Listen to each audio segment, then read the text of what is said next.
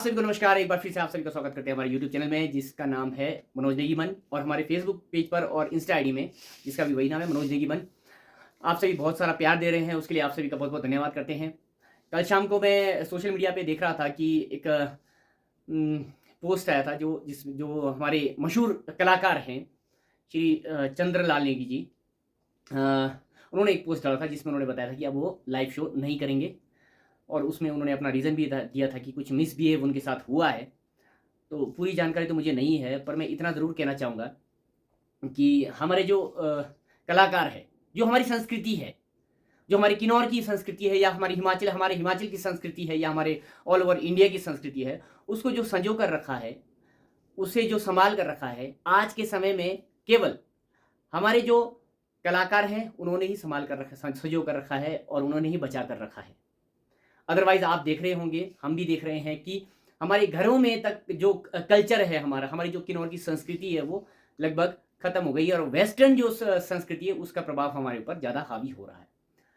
तो ऐसे जो कलाकार हैं हमारे, जिन्होंने इतने खूबसूरत एल्बम के द्वारा हमारे किन्नौरी कल्चर को बचा कर रखा है, संजो कर रखा है, उन कलाकारों का इस तरह से अगर इंसल्ट किया जाएगा, तो जो बची खुची जो हमारी संस्कृति है, जो हमारे गीतों में झलकती है, जो हमारे कलाकारों ने जीवित रखा है, वो संस्कृति भी खत्म हो जाएगी।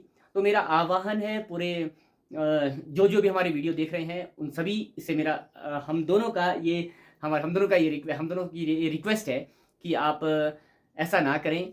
हमारे जो कलाकार है, और हमें जो पहचान मिली है, निकुंज को जो पहचान मिली है, वो भी हमारे किन्नौरी गीत से ही मिली है, हमारे पहाड़ी गीतों से ही हमें पहचान मिली है।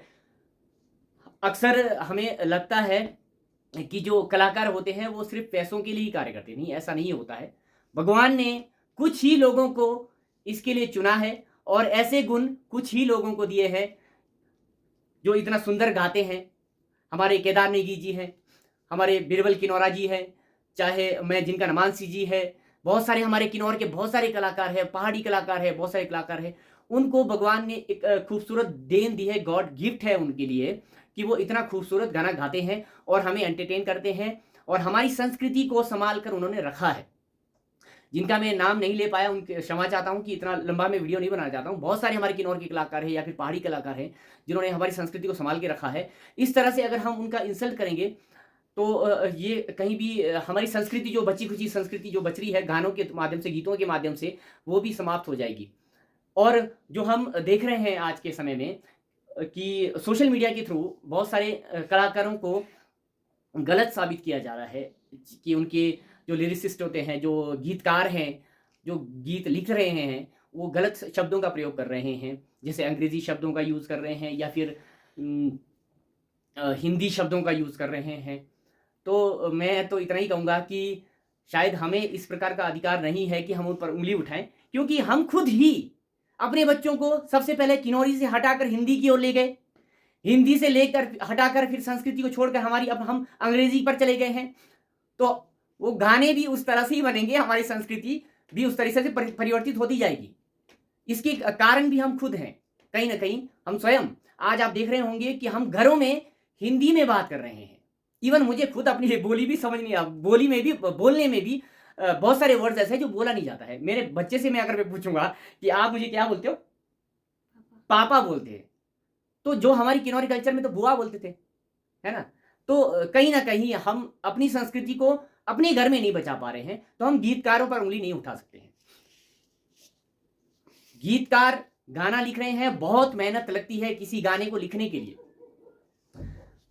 बहुत सारे शब्दों का चयन होता है, राइमिंग करना पड़ता है, मैच करना पड़ता है। ये आप जो गीतकार हैं उनको ही पता है कि कितनी मेहनत लगती है किसी भी गीत को लिखने के लिए और गाने के लिए।